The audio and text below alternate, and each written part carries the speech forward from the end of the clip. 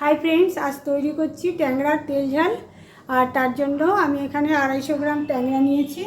তেল, হলুদ আর নুন মেখে মাছগুলোকে রেডি করে নিয়েছি।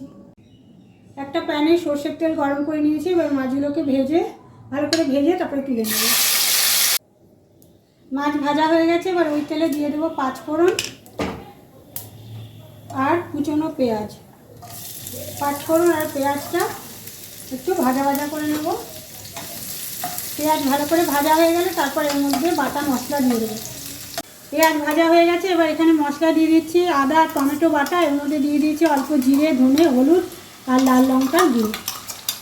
খুব ভালো করে মশলাটা ভেজে নেব আর দিয়ে দেবো অল্প নুন। মশলা ভালো রকম কষে গেছে। এবার এর মধ্যে জল দিয়ে মশলাটাকে ফুটিয়ে নেব। ফুটে উঠলে তারপরে মাছ দিয়ে দেবো। মাছ দিয়ে ঝোল ফুটিয়ে নিয়েছি। এবার উপর থেকে চেরা কাঁচা লঙ্কা দিয়ে দিচ্ছি আর দিয়ে দিচ্ছি ধনেপাতা কুচি। ট্যাংরার তেল ঝাল একদম রেডি হয়ে গেছে। এবার সার্ভ করে দেবো। খুব সহজেই ঝটপট, মুখরোচক আর টেস্টি ট্যাংরার এই রেসিপিটা তোমরা সবাই বাড়িতে তৈরি করে নিতে পারো। উপর থেকে আরও কিছুটা ধনেপাতা কুচি ছড়িয়ে ট্যাংরার তেল ঝাল পরিবেশন করে দিলাম।